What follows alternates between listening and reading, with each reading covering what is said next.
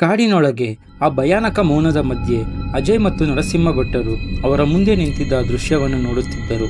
ಒಂದು ದೊಡ್ಡ ಕಾಡು ಎಮ್ಮೆ, ಅದರ ಕುತ್ತಿಗೆಯ ಸುತ್ತ ಒಂದು 9 ತಲೆಗಳ ನಾಗರ ಹಾವು, ಅದರ ಪ್ರತಿಯೊಂದು ಕಣ್ಣು ಹಸಿರು ಬೆಳಕಿನಲ್ಲಿ ಹೊಳೆಯುತ್ತಿತ್ತು. ಆ ಕ್ಷಣದಲ್ಲಿ ಅಜಯ್ ಮತ್ತು ನರಸಿಂಹ ಭಟ್ಟರಿಗೆ ಕಾಲವೇ ನಿಂತಂತನಿಸಿತು. ಗಾಳಿ ಇಲ್ಲ, ಶಬ್ದ ಇಲ್ಲ, ಅವರಿಬ್ಬರ ಉಸಿರಾಟದ ಶಬ್ದ ಮಾತ್ರ ಆ ಮೌನದಲ್ಲಿ ಕೇಳಿಸುತ್ತಿತ್ತು.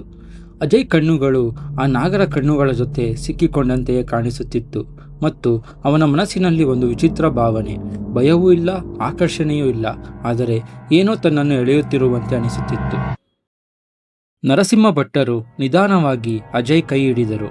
ಅಜಯ್, ಕಣ್ಣುಗಳನ್ನು ಕೆಳಗೆ ಹಾಕು ಎಂದು ಅತ್ಯಂತ ನಿಧಾನವಾಗಿ ಹೇಳಿದರು. ಅವರ ಧ್ವನಿಯಲ್ಲಿ ಒಂದು ಆಜ್ಞೆ ಇತ್ತು, ಒಂದು ಎಚ್ಚರಿಕೆ ಇತ್ತು. ಅಜಯ್ ಸ್ವಲ್ಪ ಕಷ್ಟಪಟ್ಟು ತನ್ನ ದೃಷ್ಟಿಯನ್ನು ಕೆಳಗೆ ಇಳಿಸಿದ. ಆ ಕ್ಷಣದಲ್ಲಿ ಆ ಎಮ್ಮೆ ನಿಧಾನವಾಗಿ ತನ್ನ ತಲೆ ತಿರುಗಿಸಿತು. ಆ ನಾಗರ ಹಾವಿನ ಎಲ್ಲ ತಲೆಗಳು ಕೂಡ ಒಂದೇ ಸಮಯದಲ್ಲಿ ಚಲಿಸಿದವು. 9 ತಲೆಗಳು, 9 ಕಣ್ಣುಗಳು ಒಂದೇ ಸಮಯದಲ್ಲಿ ಒಂದೇ ದಿಕ್ಕಿಗೆ. ಆದರೆ ಅವು ದಾಳಿ ಮಾಡಲಿಲ್ಲ, ಅವು ಕೇವಲ ನೋಡುತ್ತಿದ್ದವು. ಹಸಿರು ಕಣ್ಣುಗಳಲ್ಲಿ ಒಂದು ನೋವು, ಒಂದು ಬಂಧನ, ಒಂದು ಕೋಪ ಮತ್ತು ಒಂದು ಎಚ್ಚರಿಕೆ. ಸ್ವಲ್ಪ ಕ್ಷಣಗಳ ನಂತರ ಆ ಎಮ್ಮೆ ನಿಧಾನವಾಗಿ ಹಿಂದಕ್ಕೆ ತಿರುಗಿತ್ತು. ಆ ನಾಗ ಅದರ ಕುತ್ತಿಗೆಯನ್ನು ಬಿಟ್ಟಿಲ್ಲ. ಅದೇ ಸ್ಥಿತಿಯಲ್ಲಿ ಅವು ನಿಧಾನವಾಗಿ ಕಾಡಿನೊಳಗೆ ಮರೆಯಾಗತೊಡಗಿದವು. ಅಜಯ್ ಹೃದಯ ವೇಗವಾಗಿ ಹೊಡೆಯುತ್ತಿತ್ತು, ಆದರೆ ಭಯದ ಜೊತೆಗೂಡಿ ಅವನೊಳಗೆ ಒಂದು ಹಠ ಮೂಡುತ್ತಿತ್ತು. ನಾವು ಮುಂದೆ ಹೋಗಬೇಕು ಎಂದು ನರಸಿಂಹ ಭಟ್ಟರು ಹೇಳಿದರು. ಇಬ್ಬರು ಮತ್ತೆ ಮುಂದೆ ನಡೆಯಲು ಆರಂಭಿಸಿದರು. ಈ ಬಾರಿ ಪ್ರತಿ ಹೆಜ್ಜೆ ಭಾರವಾಗಿತ್ತು.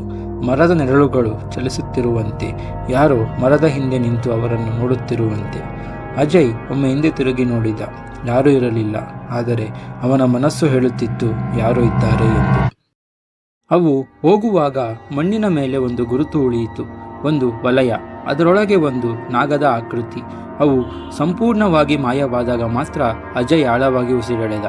ಭಟ್ಟರೆ, ಇದು ಏನು ಎಂದು ಕಂಪಿಸುವ ಧ್ವನಿಯಲ್ಲಿ ಕೇಳಿದ.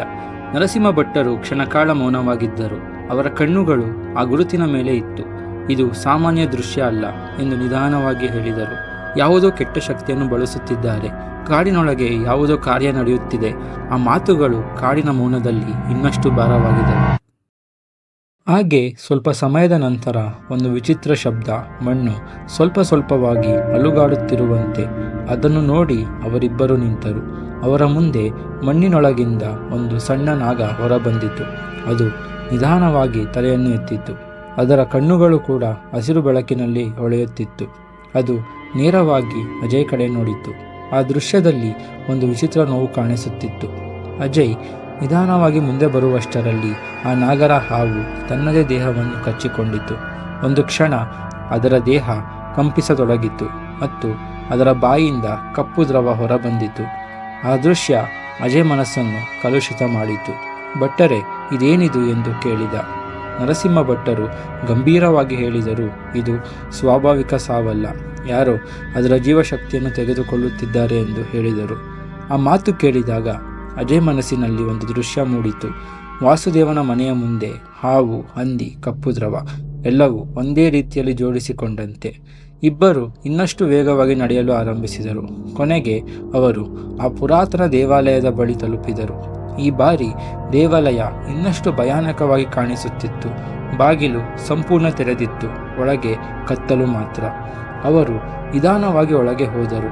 ಅದರೊಳಗೆ ಹಳೆಯ ನಾಗರ ಮೂರ್ತಿಗಳು, ಮಣ್ಣಿನಲ್ಲಿ ಮುಚ್ಚಿದ ಶಾಸ್ತ್ರಗಳು. ಆದರೆ ಈ ಬಾರಿ ಒಂದು ಹೊಸ ಸಂಗತಿ. ನೆಲದ ಮೇಲೆ ಒಂದು ದೊಡ್ಡ ವಲಯ, ಅದರ ಸುತ್ತ ಕಪ್ಪು ಗುರುತುಗಳು. ಅವು ಯಾವುದೋ ದುಷ್ಟಶಕ್ತಿ ಪೂಜೆಯ ಗುರುತುಗಳಂತೆ ಕಾಣಿಸುತ್ತಿತ್ತು. ನರಸಿಂಹ ಭಟ್ಟರು ಕ್ಷಣಕಾಲ ಕಣ್ಣು ಮುಚ್ಚಿದರು. ನಂತರ ನಿಧಾನವಾಗಿ ಹೇಳಿದರು, ಇದು ಒಳ್ಳೆಯದಲ್ಲ ಅಜಯ್ ಎಂದು. ಸ್ವಲ್ಪ ಸಮಯದ ನಂತರ ಅವರು ಮಂತ್ರ ಜಪಿಸಲು ಶುರು ಮಾಡಿದರು.